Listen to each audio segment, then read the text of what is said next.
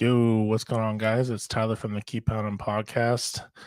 Victory Monday. It's Monday, technically. You guys will probably see this on Tuesday, but Victory Monday. It is so sweet, but what a crazy roller coaster ride Sunday was, man. And I'll be honest, just kind of start off with like how Sunday went for me.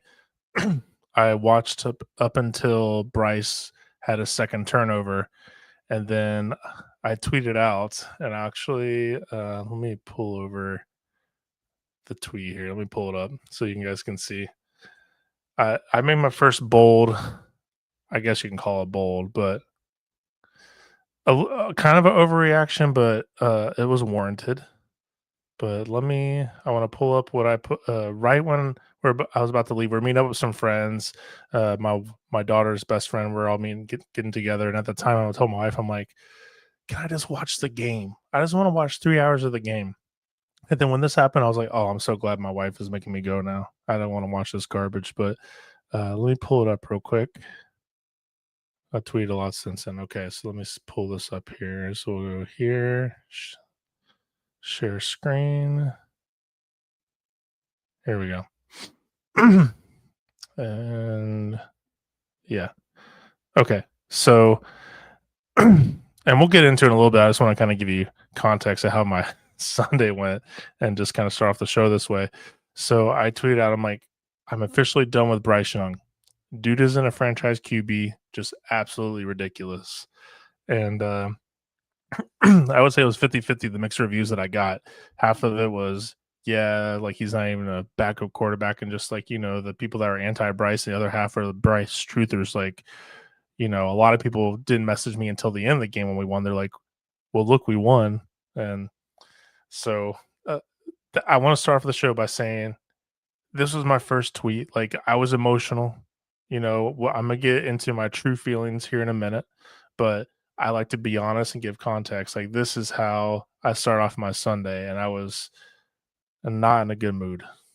Not in a good mood starting off. So I kind of watched a little bit the just like the highlights of like how we're going. I know we were kind of getting back into it, but I kind of paused. I didn't look at it again until got home, and then I watched the rerun of the game so I can really get an in-depth look of how they played throughout the whole game.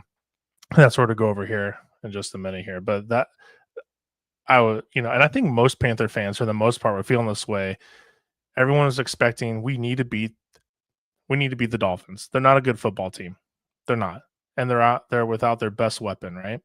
We're at home, and then you start off the game this way, and I was like, we need to bench them minimum. I think a lot of people are out like that. I think if the Panthers did not win this game, there would have been some moves. To be honest with you, I'm not gonna say drastically Bryce would be benched, but like I would feel like the season's over when you're 1-4 statistically. Like it's not a good look. You're not going to, you're not coming back. You're not going to make the playoffs 1-4, right? So I'm glad that they pulled up. And they fought together. They fought hard, and they just kept grinding to get this W. We'll get into it in depth wise, but that's how I felt when I left after I was done watching the first quarter. So, but let me go back here, and we're to go in depth here. And again, like I'm all about being honest. Okay, like I'm all about being honest and giving constructive criticism when it's warranted, and also I'm about like giving people their flowers too. I don't have a side, and I feel like, and it's almost like politics, right? Right now at this point with Panther Nation is like you either love Bryce or you hate Bryce. There's no in between. Bryce can't do anything right. Bryce can't do anything wrong. And it's just like, can we just have like an objective opinion and let's all be honest? And that can change week to week, right? But I think like as far as like I was into my emotions, I get invested into this team. I was expecting more than what we've done, at least at that point when I was done watching the game until I came back and finished it. So emotions get high, but let's get into it. So before we get into the specifics of the game, you have Jalen Coker. So Dave Canales mentioned that they're opening the 20-day window to practice on Wednesday. So on Wednesday, he's going to start officially doing practice. They're obviously going to build up his workload in practice. They're going to increase each day as long as he doesn't show any signs of strain or irritation to the quad that he had an injury on. But each day, you're going to see an increase in load. So, is there a possibility he can play Sunday? Yes, against the Cowboys, but we'll find out. We're going to find out more when it gets closer to Friday, I believe. I would love for him to be back against the Cowboys. We'll see. Coker's been saying that he feels great at this point. It's just a matter of how does he feel with the workload that they give him during practice, so that way Dave Canales can trust him going out there and giving 100%. Because we all know with Jalen Coker on the field, this offense is better. Bryce Young and Jalen Coker, their chemistry on the field is top notch, and obviously Jalen back is going to make a big impact immediately. But what I'm curious about is how the wide receiver rotation will occur. I still think XL is going to be wide receiver number 2, and we'll get into him in a minute. But depending on how the season plays out, will he stay at wide receiver 3? Will he play slot initially? I know they've been mixing around and having him play outside as well. But Jalen Coker, to me, is honestly, with how T-Mac has been playing, he's probably has the best hands on this team. He's the most reliable player. Now, I'm not saying he's better than T-Mac, but he's shown consistency since he's been playing for the Panthers. So, but if he does start, I do think they'll have him on a pitch count, and they'll slowly increase his playing time over time. We'll see. But that's good news. We're eventually getting Jalen Coker back, but we'll see if it's against the Cowboys this Sunday or the following week. Another thing I want to talk about is Eric Collins. So when I started watching the game after I came back, I've heard about Eric Collins. I did hear about this originally, but I kind of forgot about it until I was like, "Who is this announcer? I really like him." But this is the announcer for the Hornets, and so they invited him on on Fox with Mark Schlereth, and I thought he did a phenomenal job. Eric Collins was really fun to listen to. He was energetic. He was really entertaining. I felt like he was even unbiased, even as a Hornets announcer. Obviously, he has ties and connections to Charlotte, but he seemed unbiased. He had the same energy when a Dolphins player made a great play and the same energy when the Panthers made a good play. So I like that. I thought he was really, again, entertaining. He was fun to listen to. He made the game more fun. I just want to give a quick shout out to Eric Collins. I would love to hear him back. I'm not sure who he replaced or what's going on there, but Eric, he was a lot of fun to watch. I know there's some Dolphin fans that were like annoyed with him. I really like this guy, to be honest with you. So shout out to Eric Collins here.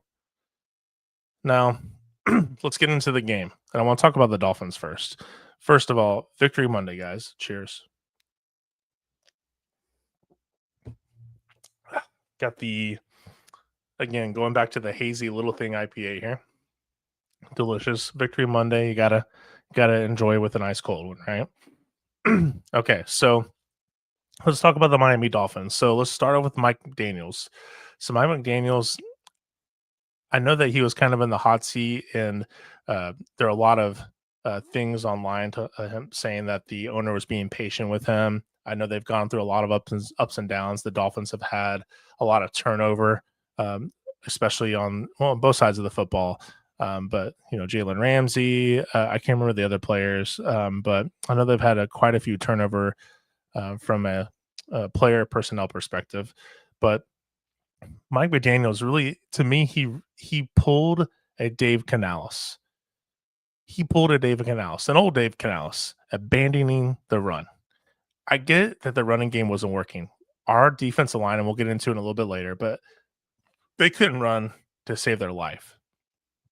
But you have to keep at it. They only had 14 rushing attempts the whole game. That is unacceptable. Unacceptable. And then another thing that I found interesting as well with Mike McDaniels was his decision to punt on 4th down with 1 minute and 40 seconds left in the game. I understand they had 3 timeouts, but Bryce and that offense was cooking that whole time. They couldn't stop our running game. So why would you not? I get it, but I don't get it. to me, whenever he punted the ball, they just gave up because there's no way that you're going to be able to stop unless the Panthers and Dave Canales just kind of like tucked their tail between their legs and said, okay, we'll run 3 little runs and let you tackle us and we'll play defense. But what made you think that your defense was going to stop the run? They haven't stopped it all game. And Bryce Young just went down the field and scored a touchdown. So that just, it didn't make sense to me. I was shocked. Another thing that I was shocked about. So Darren Waller had a huge impact the first quarter, specifically the first couple series. He had a big early seam for a big gain. He had a nice seam route that he had, I think it was like 15, 20 yards. That was where Trevin Wallace stayed in zone. He was supposed to follow Darren Waller up the seam, but didn't, and had a nice gain. But Darren Waller, the first half, well, specifically just the first quarter, he was dominant. Like, we were not stopping this guy. And the Panthers have been notorious this whole season not stopping tight ends. Our inside linebackers cannot cover or shit right now. Now, they did a little bit better this game, but I think also it's because Mike McDaniel stopped attacking the inside linebackers. He whenever the first 2 series, he took advantage of that and they scored 10 points. Again, off Bryce turnover, so we'll talk about in a minute. But they were not stopping Darren Waller. He had 5 targets, 5 receptions for 80 yards and a touchdown. Nothing else after the first quarter. That is, I didn't understand that. They stopped attacking the inside linebackers up the seam. We haven't been able to cover or stop anybody. Tight end, running back, just running up the seam. So I don't know what he was thinking there. The Dolphins didn't even target him in the second half. So again, I understand that they were putting him on a pitch count, but the guy was cooking. Keep feeding the guy. That was something that made me. It didn't really make any sense to me. And then run defense. The run defense is. I understand. Coming into the game, I knew that their run defense was bad. I didn't really realize how bad it was. And not only is their run defense bad, their tackling as a defense as a whole is bad. This is going to be the worst tackling run defensive team we're going to see all season. So, I'm really happy with Rico Dowdle, and we'll get into him in a minute, but don't expect 200-yard games moving forward. Now, this is a great start, right? Offensive line did well, running game did well, and we'll get into that. But this run defense is atrocious. And they just drafted Kenneth Grant in the first round this last draft. And they don't look any better. And the Dolphins, they're not looking good. They're not looking good, bro.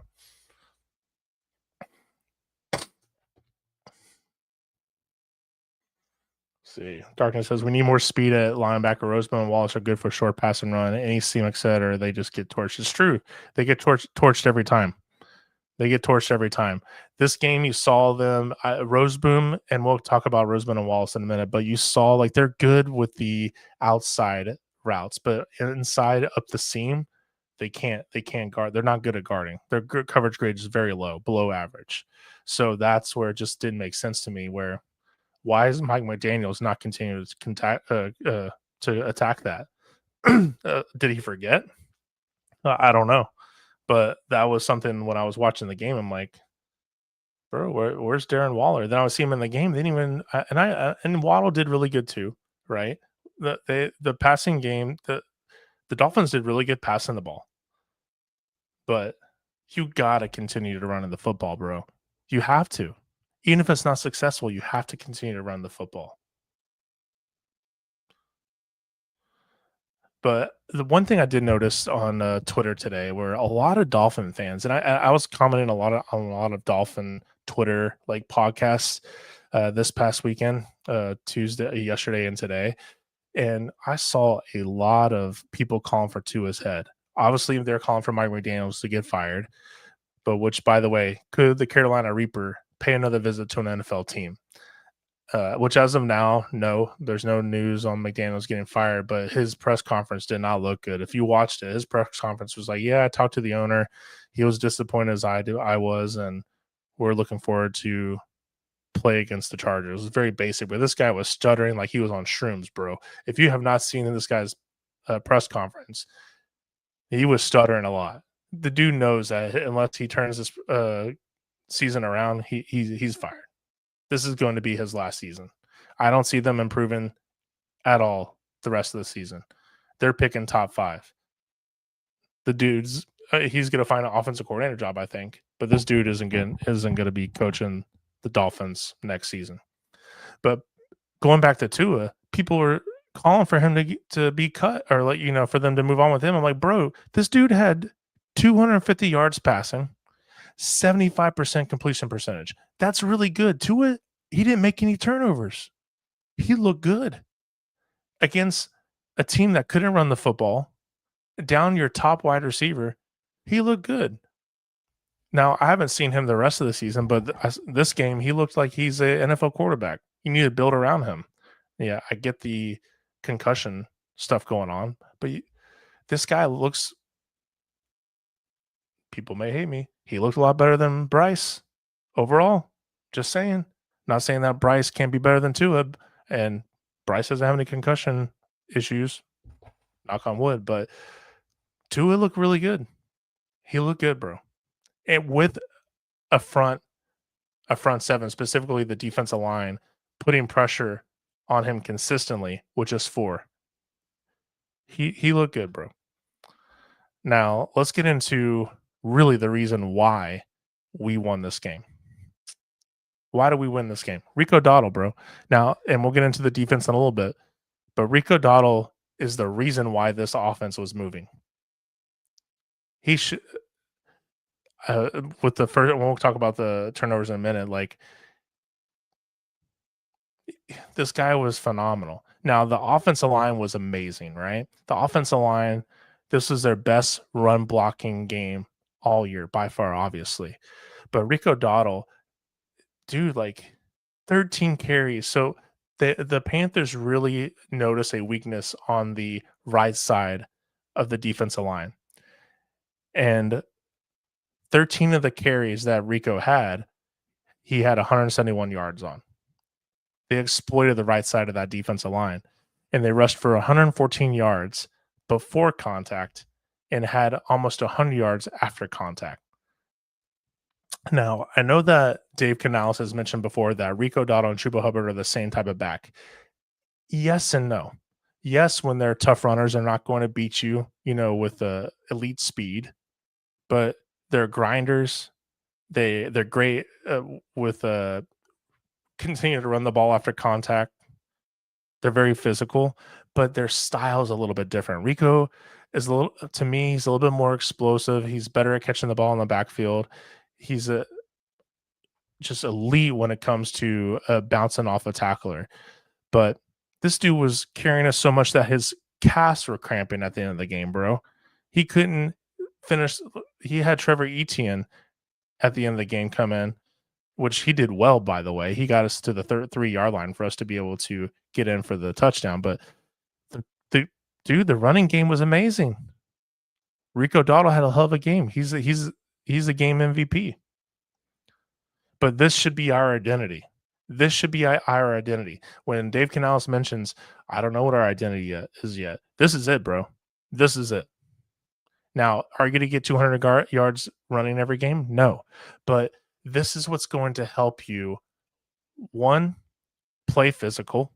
It's going to take pressure off of Bryce, and it's going to take time, allow the defense to rest on the sideline. This is what we've always been known for, and this is what our strength is right now. Can that change as Bryce improves? Yes. But right now, this is your strength. What they need, and I saw this floating around on Twitter as well, but people saying trade Chuba, bro, you're get out of here, bro. What do you mean trade Chuba? Do you not realize that he had 1,000? You know what's nice about a 1,000-yard rusher? Having 2 of them. Having 2 1,000-yard rushers are amazing. They're not trading Chuba. Get the hell out of here, bro. Get out of here. But what did Rico do that we really haven't been able to do? Explosive plays. He had 6 carries with 10+ yards. He made explosive plays. But what Dave Canales needs to do is be able to now, which is a good problem. And he even mentioned it during his presser. What does he need to do? He needs to be able to rotate, really be able to properly rotate in and out Rico and Chuba, which is hard sometimes. And the reason why that can be hard is some running backs play better as the game goes on with more reps. But so there needs to be a better balance of this because even before Chuba got hurt, I was like, I understand Chuba's our RB1. He should be, and he still should be. But why are we not using Rico as much as we should? He's a great player. But there was a key late game run behind K Mays. Huge. And again, the offensive line did really well. Timo, I think he was the worst out of the group where he had 4 pressures and he allowed a sack. But overall, like this offensive line did well. Icky did phenomenal. He allowed 0 pressures, 0 sacks. And again, like this defense isn't the greatest defense, but again, it's a step in the right direction. But this is what, and we'll get into in a minute, but I want to go over this play real quick with you guys. This is a big run that, and this is where I preach, and I've said this multiple times. Cade Mays should have been the starter a long time ago. Watch, he's going to first come off, help this guy here, and you see the inside linebacker. So he helps Brady Christensen here at right guard, helps push this guy off, and then immediately comes off that block and blocks this inside linebacker. This guy comes downhill and opens up the seam, and now he's one-on-one with this guy. Pushes up, boom, one-on-one. That's amazing offensive line play. Cade Mays should have been the starter a long time ago. He should have been the starter a long time ago. Trade Brooks. They may. I really think if they can really figure out how they're going to if Rico and Chuba can really become a 1-2 punch, I think they will extend Rico and they'll have Brooks and Etienne kind of compete for that RB3. But it's really hard to be able to have. It's really hard to be a running back with multiple ACL tears, bro. Thomas Davis did it, but he's not a running back. He was a safety that became a outside linebacker. And how many stories do you hear of that happening? I mean, it's happened. Running backs. I can't remember the last one. I wanted to say it was actually a Dolphins running back, but I can't remember his name. Where he had 3 ACL tears and was able to make it a career. So, but we saw Brooks. Brooks is a more Brooks healthy is a more explosive Rico Dowdle, more physical, faster Rico Dowdle. That I understand the talent that why Dan Morgan picked him, but you can't pick a running back in the second round that had an ACL tear. That's the biggest knock. It's not his talent. It was the injury at the running back position when he had other needs. Because we all know that you can get running back later rounds, i.e. Trevor Etienne. So do they trade Brooks? Maybe if he shows that he can be something, but you're not going to get much for him because Brooks hasn't played. I think that I don't even think you can trade him. I think that they'll eventually, if Trevor Etienne beats him out, Trevor Etienne has to reestablish that he can be used in special teams because they've taken away that from him. I don't know if you guys noticed that. He was a really good special teams guy and kick return. He had that fumble and they haven't gave it back to him. I think he'll get another opportunity, but they never brought it back to him. But I don't know if he'll get anything to Brooks. But one thing that I saw though, going back to that, whoops, I put on the wrong one here. This is the running back, the running play that I was talking about. So you're going to see Cade Mays block here. He's going to come off this block the inside linebacker. This guy is going to go down, and then it leaves one-on-one here. So off, pause. Oh, no. All right, he's here. You're going to see him come off this way. And now you have an open lane here and one-on-one with this guy. That's amazing. Amazing play by Cade Mays in this offensive line. Cade Mays should have been the starter a long time ago. And this brings me to my next point. this brings me to my next point. Twitter brought this up, and I wanted to address this because it made me think a little bit. Why didn't Cade Mays win the starting job beginning of the season? Why didn't he start at the beginning of the season? And again, people brought this up, and it's a warrant to ask: is evaluating talent a concern? Is Dave Canales and Ezra Evero playing the best players, and are they rotating players appropriately? Because it's starting to seem that this coaching staff is more reactive than proactive. Because as fans, we're like, what, why are we, I was calling for Caden Mays to be the starter week one before we even started any games because we saw how Caden Mays played when Austin Corbett was injured last year. When he stepped into that Giants game in Germany and dominated Dexter Lawrence, since then he's been you noticed a difference with not how the offensive played, how much protection Bryce Young had, and how much more confident he felt in the pocket. So when they say, "Oh," because Dave Canales mentioned, well, it was a close race, but Austin Corbett won because of his leadership. I don't give a damn about leadership, bro. I care about, can Austin Corbett do that? Can he block consistently? And when Austin Corbett got injured, again, I'm not wishing injury on anybody. We saw an improved offense automatically. Same thing happened last year. So again, is Dave Canales and Ezra Evero playing the best players, and are they rotating their players appropriately? You have Jimmy Horn that hasn't been playing at all. He was Dave Canales mentioned how he was, he didn't have the physicality. He wasn't able to get off blocks or off the line. Did y'all see Jimmy Horn make a really amazing play yesterday against the Dolphins? Clutch play, 4th and 5. Jimmy Horn, this not only Jimmy Horn was playing really well during the not to the preseason, but like there was a lot of hype around him. He was making plays consistently in joint practices and during practice. Everybody was talking about Jimmy Horn. JC Horn was, Bryce Young was. Everybody was mentioning how much of a speedster he is. Well, if you guys haven't noticed, defenses are playing very tight with Bryce Young because there's no deep threat. The deep threat is XL, and even when he was out for a couple games, it was T-Mac. So there's not really a deep threat. So now defenses can play press. Even with XL back, he hasn't been playing. He played better Sunday against the Dolphins, and we'll get into that. But when you put Jimmy Horn on the field, it forces defenses to account for him. And when you do that, that opens up the running game, that opens up everything else for other players. So as a fan, for me, and I believe other people are sharing this sentiment too, why was Jimmy Horn not playing? He looked like he belonged out there. He looks like he belongs. He should be playing more. He should be starting over Hunter Renfrow.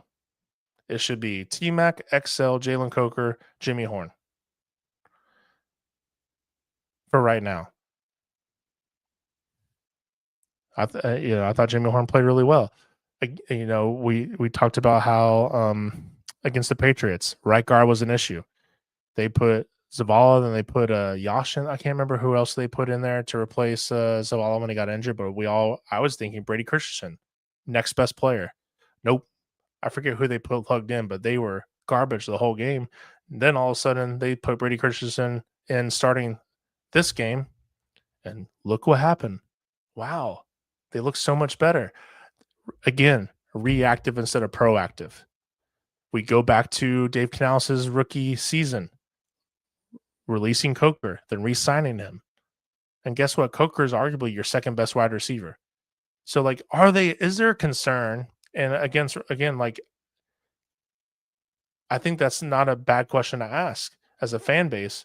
Should we be concerned about Dave Canales appropriately starting the best players and rotating the next best player appropriately? Because Dan Morgan is he's proving that he can find the talent. It's just, is Dave Canales using it accordingly? Now, one thing I am proud about was Dave Canales didn't abandon the run, which is weird to say. Like it, we were down 17-0 at the beginning of the second quarter. There shouldn't really be any panic. You have tons of football left, but I give him credit. He didn't abandon the run. I felt like he had a better game plan this week. The play calling seemed like it improved. It seemed like that the play calling put players in a better position to succeed. And to be honest, the players execute a little bit better. I did notice, I believe it was the Rico run, and Dave Canales mentioned it during his presser, saying that after the run, he gave Bryce the following play call a little later, and that caused a delay of game. Those things, like it seems like he's getting better, but why are we still making these little mistakes? There's a lot of it's getting better, but there's still these little mistakes, both from a coaching perspective and a player perspective. Where Mark Schlereth mentioned it during the broadcast. It doesn't take any talent to know your role, to know what position you need to be in. Just simple things. And yes, we're one of the least penalized teams in the league, but it always bites us when we can't afford a penalty. So that's something that needs to get better. Is being able to call plays appropriately in a timely fashion. And then one thing I wasn't a fan of when I saw this on Dave Canales' presser today, was he mentioned how he was shouting out the people that stayed for the game. He was like, "Well, it was quite a show for the people that stayed." Bro, you can't say that. You can't say that. You guys have been trash this year. You were 1-3. I would have left too if I was in that game, because you start off 17-0 with 2 turnovers. People are fed up, because if you would have lost this game, your seat would have been hotter. So would have Bryce's, to be honest with you. But to call fans out saying, "Oh, for the people that stayed, it was a show." Let's not pretend that we don't know why they're leaving, because you've had a horrible product the last 2 years, year and a half. Like, it's getting better. I'm rooting for Dave Canales, right? But that was something I was like, you shouldn't have done, to be honest with you. Wasn't a fan of that, you know. And I get it. I get it. Like you want the fans to be with you and rally with you and fight with you, but you don't understand. You've been here for a year and some change. We've been here for a long time, and we've been rooting and fighting, and we've got nothing in return. So it's not just you, Dave Canales. There's a history with Tepper since he's been owner of the team.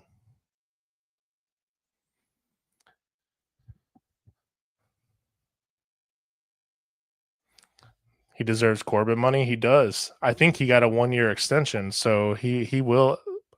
Corbett isn't coming back next year. I guarantee you that. But Cade Mays deserves a contract extension. And those false starts, the Tommy Trimble one, I agree with. There was one where they got a false start on Timo because Brady Christensen was in a bad position. It wasn't really Timo's fault. It was just the way that Brady Christensen was lined up, and that was a false start. And Mark started to point that out during the broadcast. But yeah, there wasn't too many penalties on us. But the one on Tommy, that was, I don't even, I saw that and I had to rewind it to see that I missed something.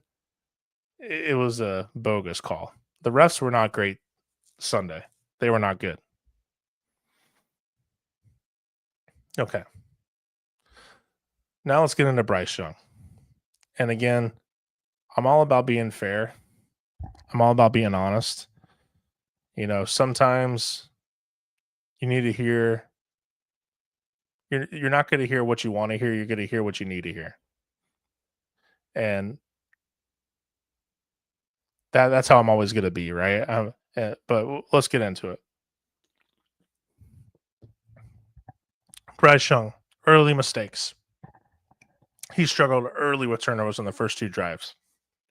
So obviously the first series, the first throw, man, I was like, it was almost like, here we go. This is going to be a long game. It was a screen pass to Rico, and he hits Damian Lewis on the helmet, bro.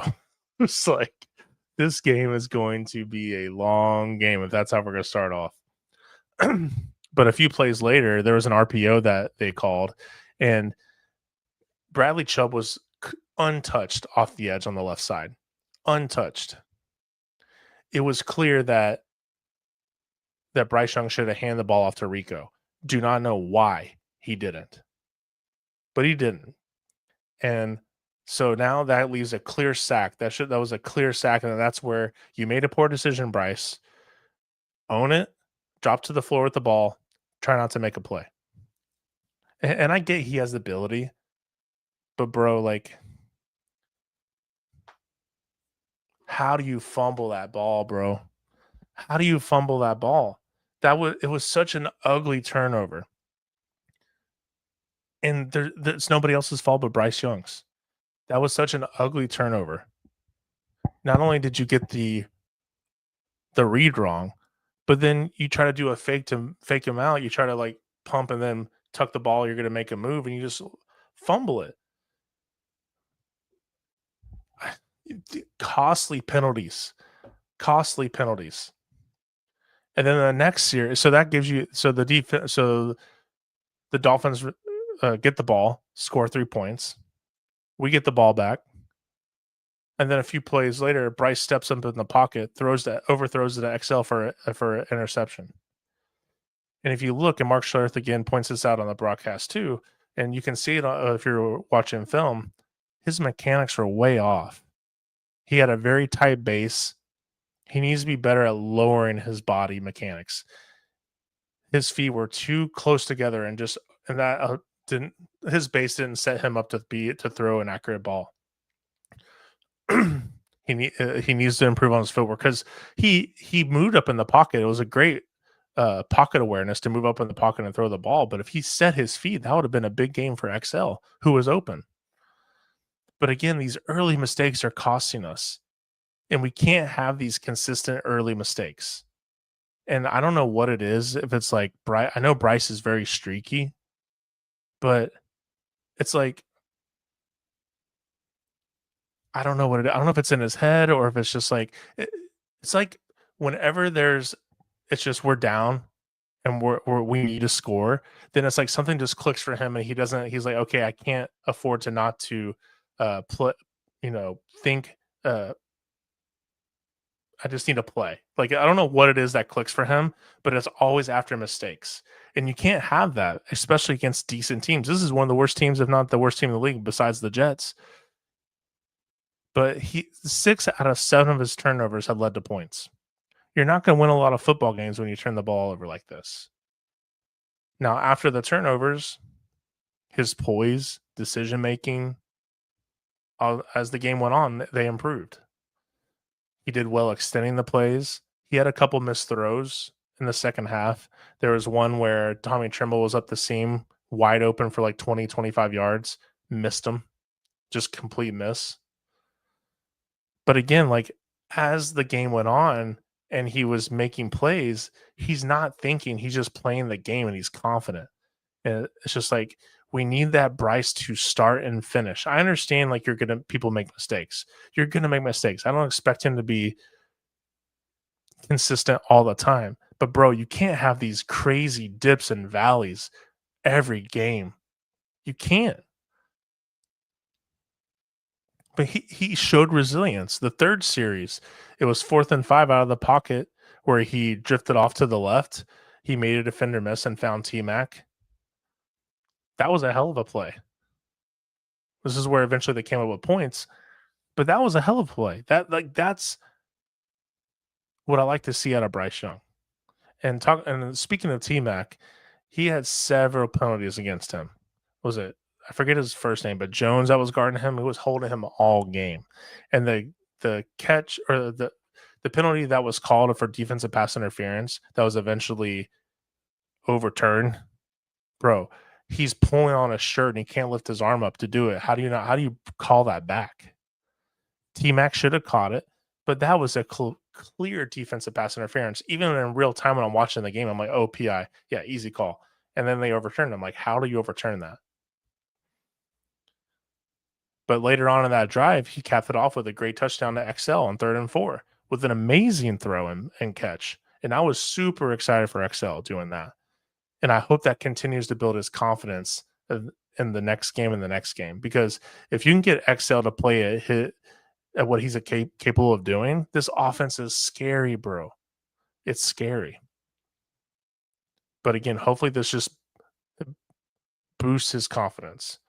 But again, Bryce was the reason why we were in a hole, but he also was the reason why we made a comeback to win the game. Again, he made clutch throws. 4th and 5 that we talked about earlier with Jimmy Horn, with the game on the line to a 6th-round pick. 1 second. I need to charge my.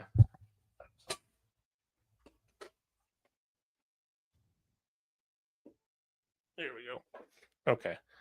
Well,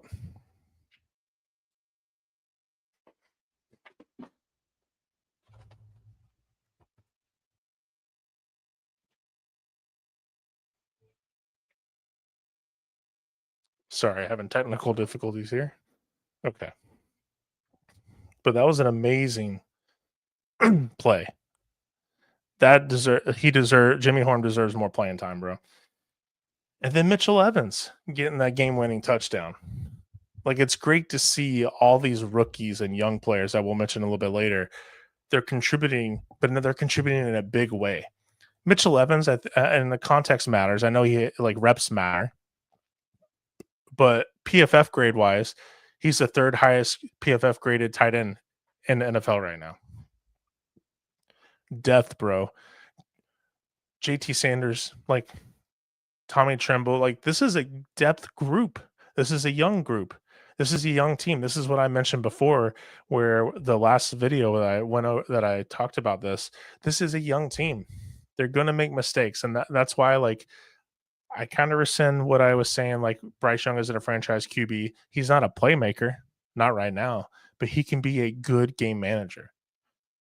But you can't depend on him getting you out of a hole. He's not Lamar Jackson. He's not Patrick Mahomes.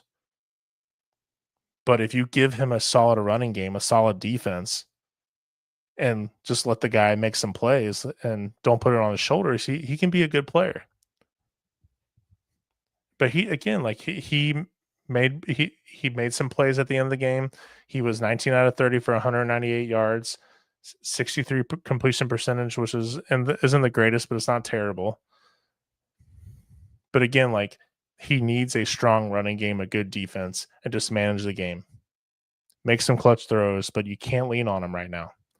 What Bryce Young needs is consistency. He needs to be consistent. He can't keep having these dips and valleys, because if this continues, you can't have someone like that at the quarterback position there that long. You eventually have to move on if he continues to play like this. He needs to find consistency, and I hope it just clicks for him, and we have our franchise quarterback, because I want to be. I don't want to start over again. I'm not one of these guys that has to be right. I don't mind being wrong. If my team wins, that's all I care about. That's all I care about.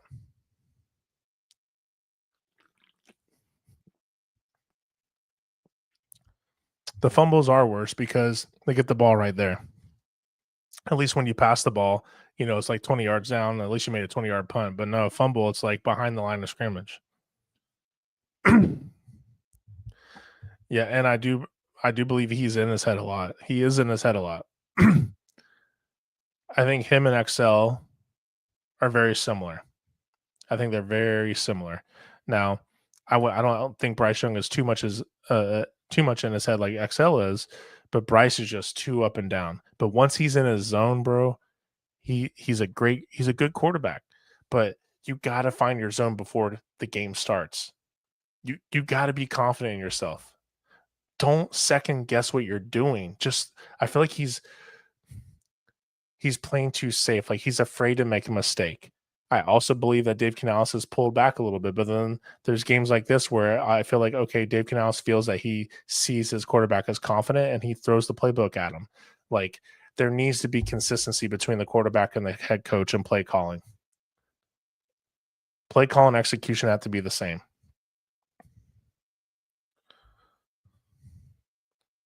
But I'm not calling for any. Even if Bryce Young stinks up the joint the rest of the season, which I don't think. I'm not saying he is. I don't think he will. But we can't call for anybody to be fired until the end of the season. We got to evaluate the whole body of work at the end of the season and then evaluate. So, my bad on me for not saying he's a franchise QB. That's just how I felt in the moment. But he's got to be more consistent. Yeah, he needs to play like how he was at Alabama, just confident. You're not thinking about I don't want to make a mistake. You're just playing football. And a part of that, like we kind of ruined him his rookie year. Frank Wright, that horrible offensive line, no offensive line, no running game, no receiver, decent defense. He had no shot. No shot.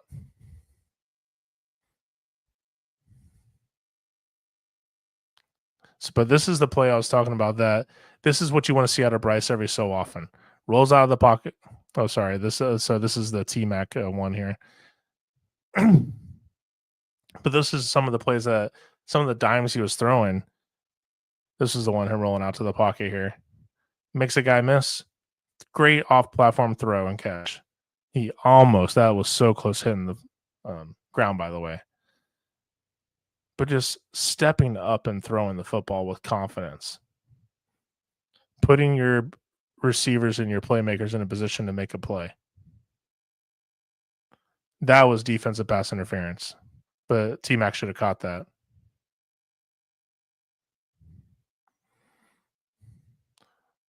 But these were the plays down the stretch where you're like, okay, he's stepping up in the pocket, right? Huge Jimmy Horn catch right there. He's stepping up in the pocket and making plays.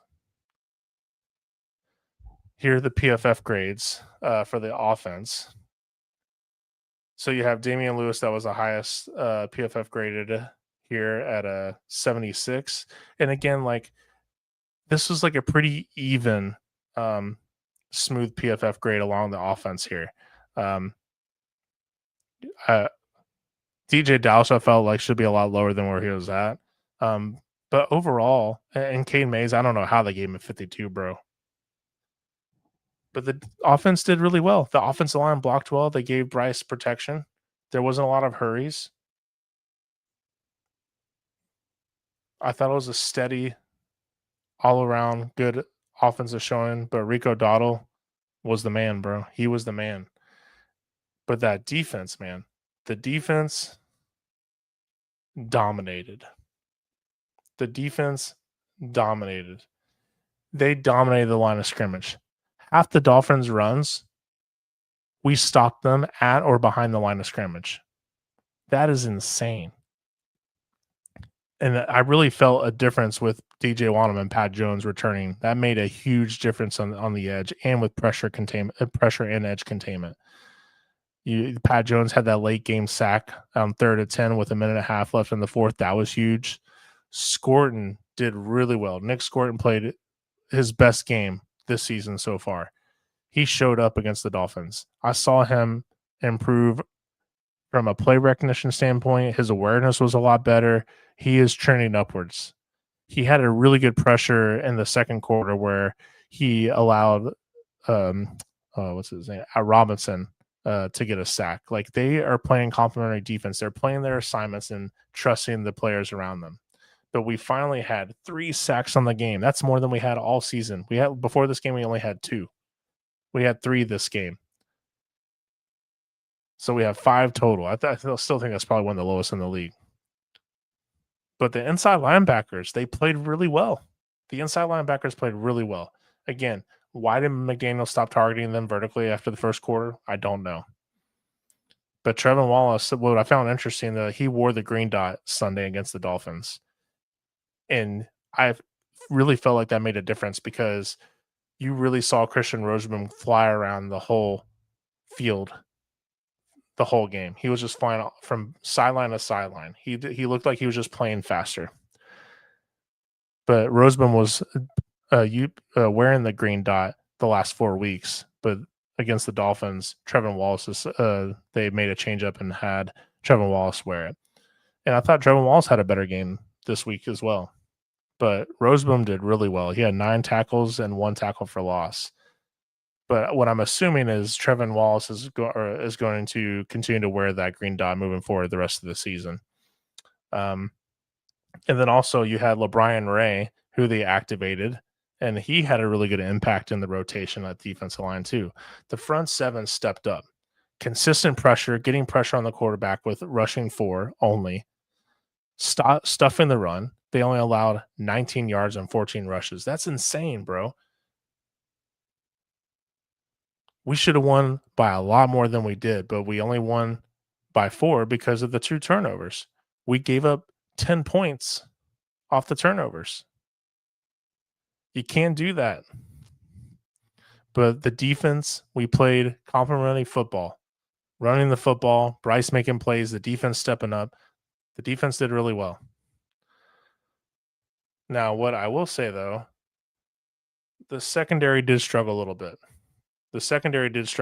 Specifically Mike Jackson, but Nick Scott struggled, JC Horn struggled a little bit too. You had Tyreek Hill is obviously out, and you had Jalen Waddle. You allowed Jalen Waddle to get 110 yards on 6 receptions and give up a touchdown.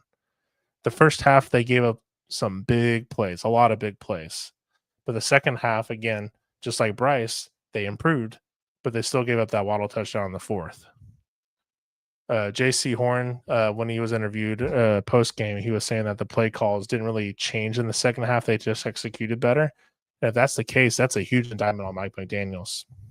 Huge indictment. Because I really thought that, again, I'm not an X's and O's podcaster. I can't really diagnose and dissect plays and say, oh, this is what they did schematically. But it just looked like that Evero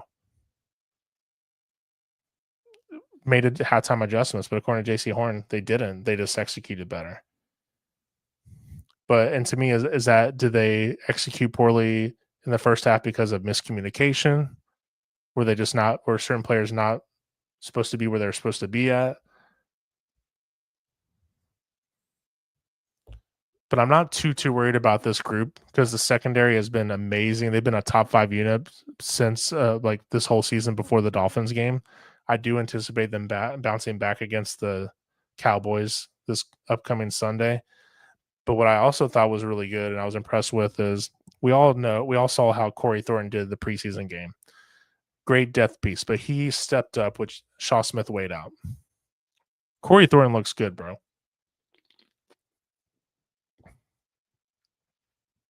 This dude is a good ball player. He's a good football player. He plays physical. He plays confident. Like, that's the type of attitude that I want on my team. He played really well. Trevor Moore continued to have a great game. He had a solid game. He had three tackles for loss. He was all over the field. He is a really good chess piece that Evero can use on defense. This defense did really well. Again, like, they can improve on the secondary, but I was really impressed with that front 7. Really impressed. And we're going to need this defense to step up and play consistently against Dallas and that high-power offense.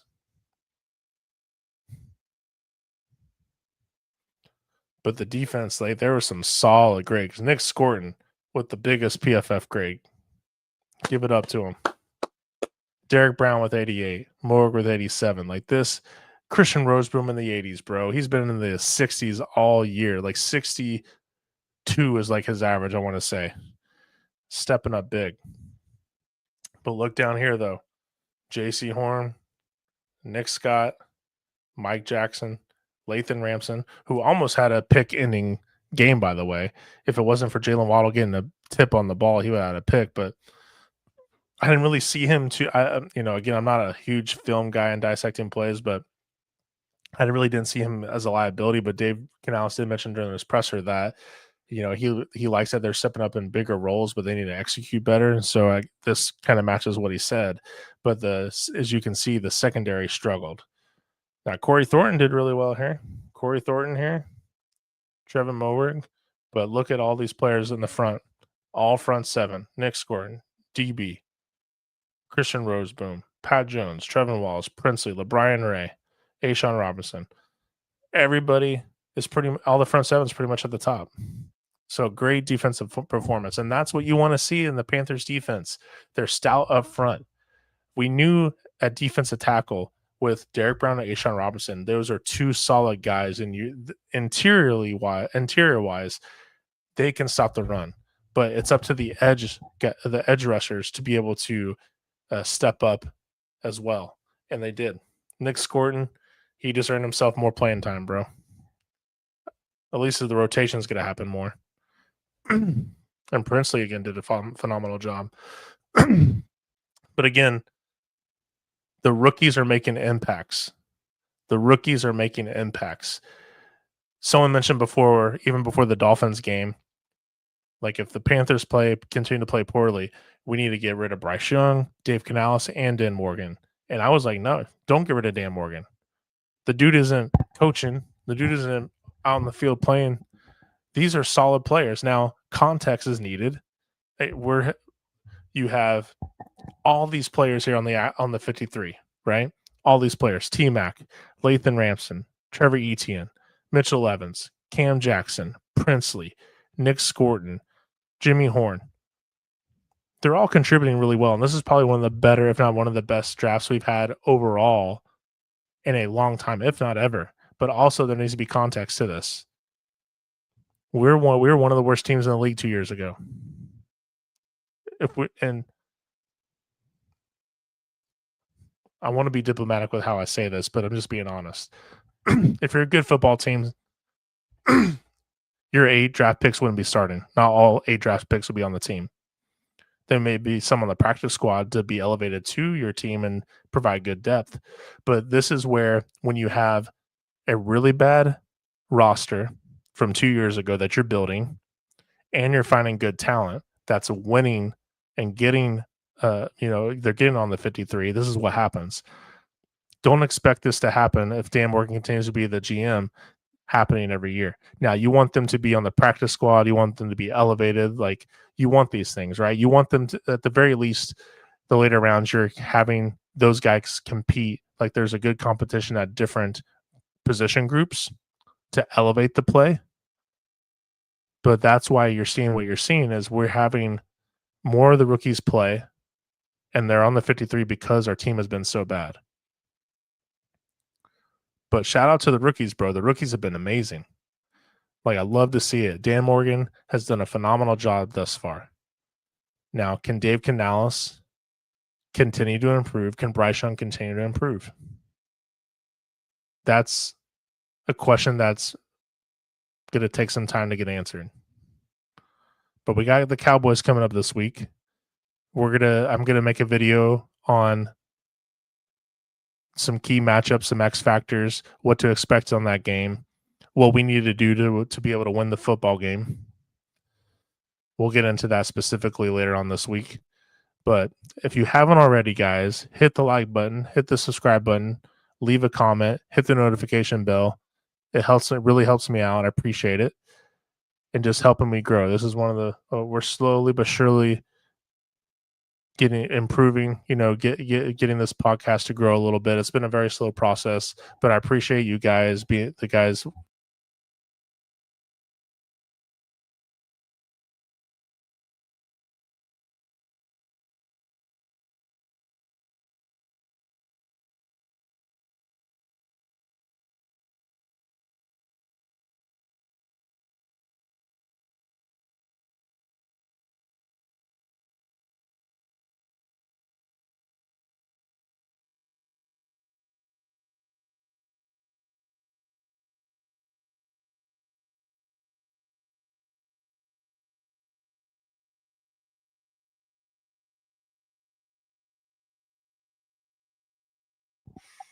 But again, that's it for me, guys. I appreciate you guys watching. Again, hit the like button, hit the subscribe button, leave a comment, hit the notification bell, so that way you guys don't miss anything.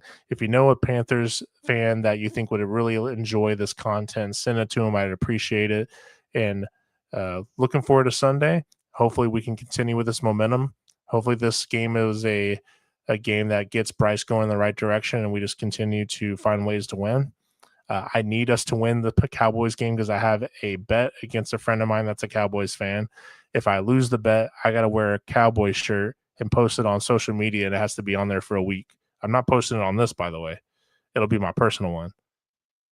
But that's the bet. So Panthers, I would really appreciate if you guys can step up. Now, if we win, he's got to wear a Panthers jersey and he's got to put it on social media too. So, Josh, if you're watching, I hope you guys lose. But I'm a good sport, so if we do lose, I will wear the shirt. But